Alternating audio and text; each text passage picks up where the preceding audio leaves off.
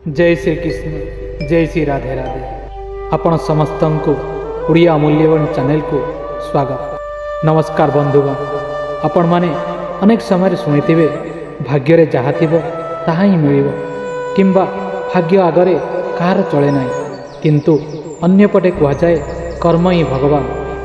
तेबे प्रकृत सत्य कौन आमे हाथ गोड़ बांधी भाग्य भरोसा बसवा उचित ना कर्म करी भाग्य को बदलाइबा उचित।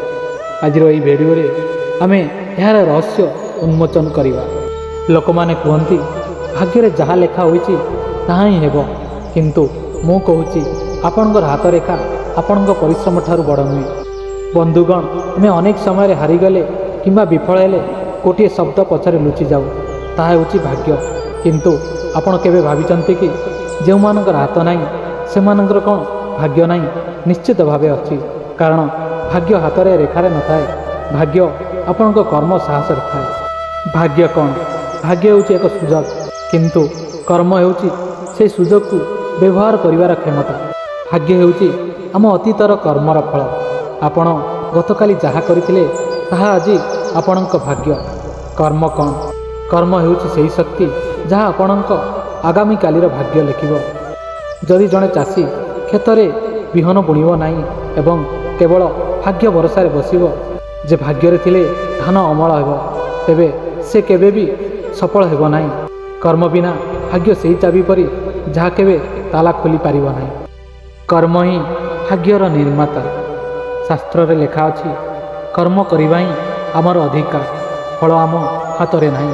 किंतु यार अर्थ यह नुहे जे आमे कर्म करबा बंद करदेव। एक छोट प्रेरणादायी कहानी। जड़े व्यक्ति जड़े सन्यासी को पचारे, महाराज भाग्य बड़ना कर्म? सन्यासी जनक हसिले एवं तांको दुईटी डंगा देखाइले।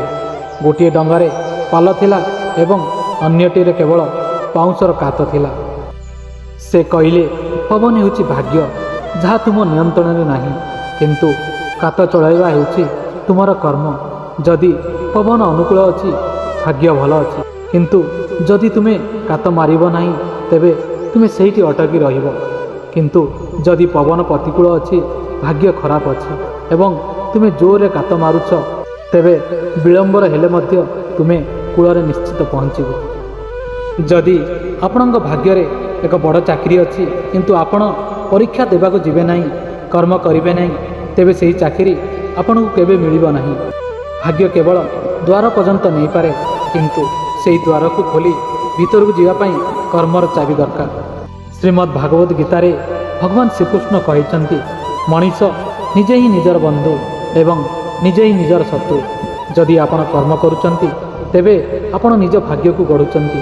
जदि जदि आपण अलसुआ होई बसिचंती तेबे आपण निज भाग्य को निजे ही नष्ट करुचंती। मने रखंतु, पक्षी पाई आकाश उड़ीबा तार भाग्य, किंतु बसा तैयारी करिबा तार कर्म। जदि से बसा तैयारी न करे तेबे आकाश उड़िले मध्य से केबे सुरक्षित रही पारिब ना। तेणु बंधुगण, भाग्य उपरे दोष लदिबा बंद करंतु।